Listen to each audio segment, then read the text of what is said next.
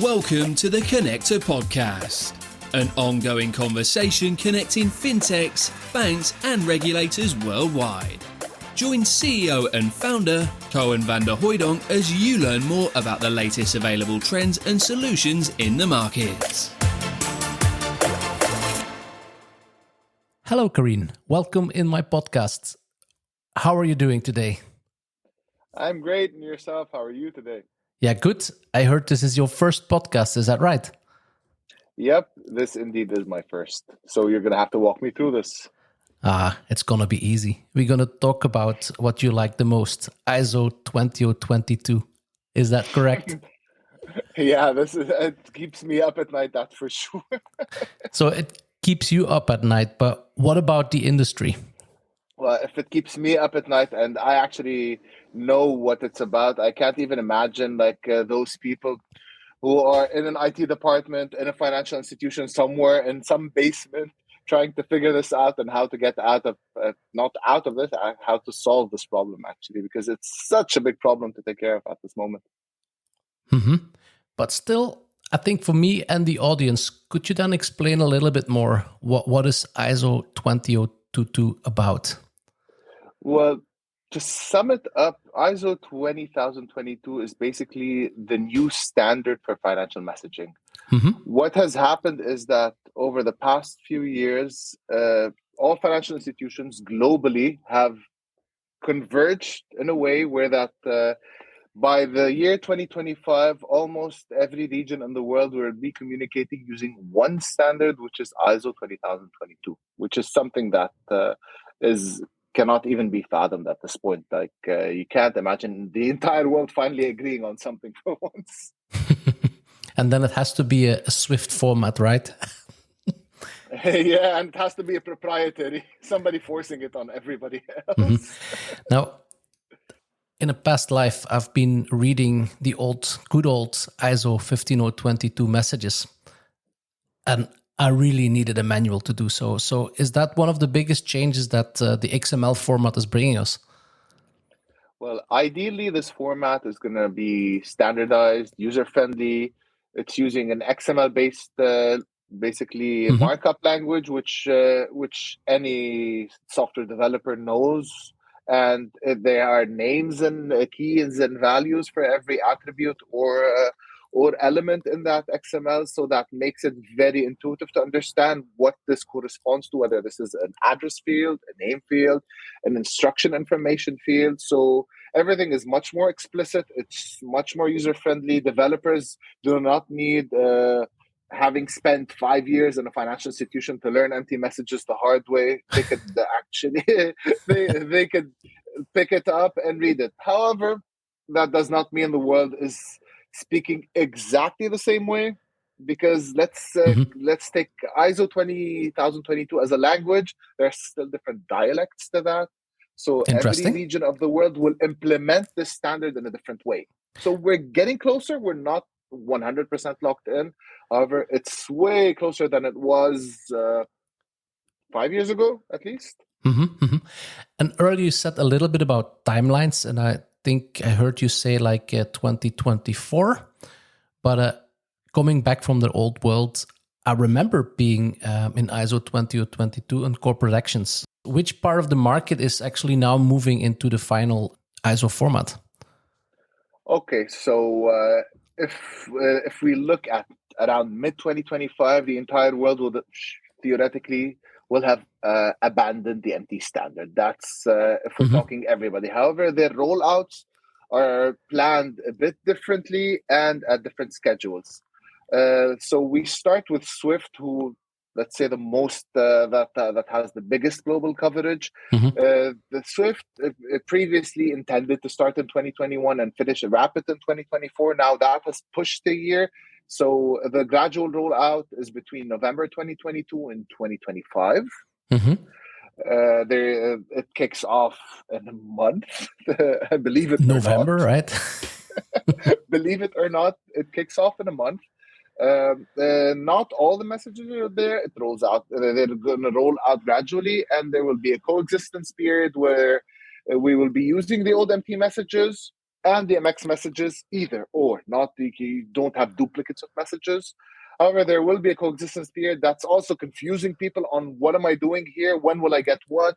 How do I deal with this? So there's a problem. Even if you're not sending MX messages, you're going to receive them as well. Mm-hmm. That is SWIFT.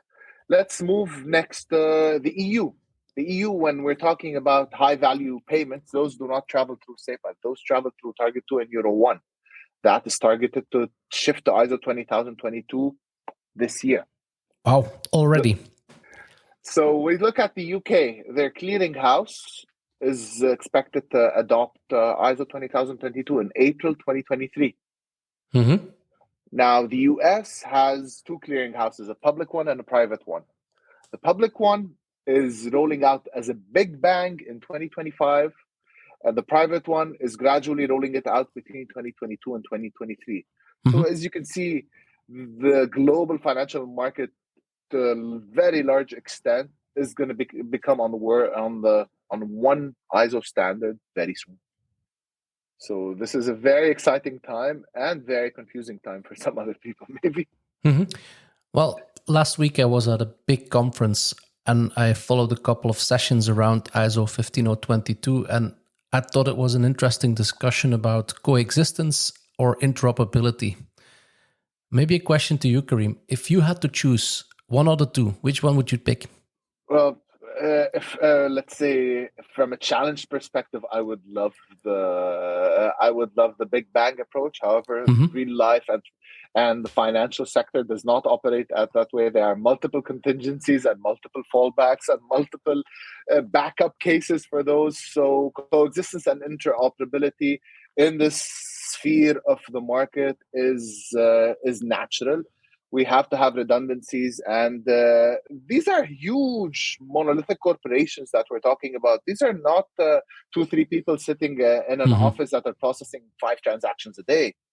They process tens of thousands, and these transactions come from multiple sources. So imagine a big bang that has to do customer-to-customer transactions, bank-to-bank transactions, treasury, money market, trade finance, and informational messages on top of those, shifting those all, just flicking a switch one day using one standard, flicking another switch another day using another standard, and everything is supposed to work from day one. That's something you cannot even imagine. So that's very scary. Some people are doing it. I don't know how much drills they have to do before that to make sure that it works. Although Swift have gradually rolled those out. So in November 22, what Swift decided to do was we select a subset of these messages, the most crucial of them, let's say, the ones that constitute probably to a high degree, definitely over 70% of the volume of instructions that are going back and forth. Let's move those, the main ones. Let's get them coexisting in 2022. They're advising people not to adopt a new standard because they're scared of the readiness level. However, as of 2022, the main instructions are going to roll out, and you're going to get them in one of two ways. You can't get them in both. Swift are trying to wrap something inside between in the comments section, an attempted automated translation. However, that's a band-aid, not a solution. What happens in such cases is that the new format has much more information inside it. It's much richer, much more flexible, so that you can design solutions around it for an automated straight-through process where this routes to this and define parameters to read this attribute to check the name, read this attribute to check the value of the payment. Whatever compliance solution that you're dealing with there, you can convert them to do that with XML. With MT, unless it was coded for financial institutions to process MT messages, they never had that feature. And they've been operating through MT for the longest time. So now we have a lot of rich data on one side that we want to have a look at as a compliance department. However, we have 10 solutions that are running inside the bank that basically have been running on an old standard for I don't know how many years. And the cost and the efforts and the load required to upgrade all of those and have them securely up and running in due time is probably something too much to deal with. So the operational aspect of things need MTs, let's say, and the compliance need ISO20022 MXs. So there you need a solution that can read anything that comes in, whether it's MT or MX, do the proper decision making, whether on an incoming or an outgoing flow, do the proper decision making on what to convert, in what scenario, in what way, and to give the compliance guys access to the full picture in front of them, so that they can make informed decisions and be more vigilant when it comes to fraud. They can compliance departments, if you tell them I have to remove one character out of this instruction just so it fits, they're going to reject that because they fear that they might have lost some piece of information that might help them in identifying fraud. Is this where Fynhaus comes in, Karim? Well, yeah, that's exactly where we come in. The split podcast was not about Fynhaus, was about ISO. However, in reality, we do solve that problem. We've approached that problem on maybe a bigger scale for the clients who need it, and as a simple solution for the clients who just need good transformation. What we've done was our payment hub solution is ready for all types of messages for all sectors and in all regions of the world. So we're ready for all of those, and we're ready to transform from any source to any destination format, depending on our needs. We're able to do multiple transformations to suit different business units within an institution. We can route those based on business rules, based on some decision-making that has to be done. So during the coexistence period, so we could provide every piece of that financial institution the information they need so that they can continue their processing and do not face any issues when they have to go live or when they have to convert from one format to the other. That our goal at the end of the day is to make banking easy with our excellent innovation. That's what we aim for, and I believe that's what we've done here. It sounds like a nice mission to accomplish, I must say. And thank you, Karim. Where can they find you? Fynhaus is available on all social media platforms where we can be contacted directly through our website and through LinkedIn. And we're always ready to explain the topic, because sometimes it's not just about putting a solution in front of somebody's face for them to adopt it. The goal is to understand what the problem is. And the more you understand, the more you can actually tackle the problem in a strategic manner, where you're just not putting band-aids left and right just so that you can survive. You're actually surviving, functioning, and flourishing in this in a new ecosystem, in the next generation of financial messaging. Thank you very much, Karim, and thank you also for being part of our podcast. I think you did particularly well for your first time. Thank you so much for having me on. It's a pleasure, and thank you, Koen. You're very welcome. Thank you also to the audience for tuning in, and please stay tuned on our channel for more news about FinTech. Thank you very much. Thanks for listening to another episode of the Connector Podcast. To connect and keep up to date with all the latest, head over to www.jointheconnector.com or hit subscribe via your podcast streaming platform.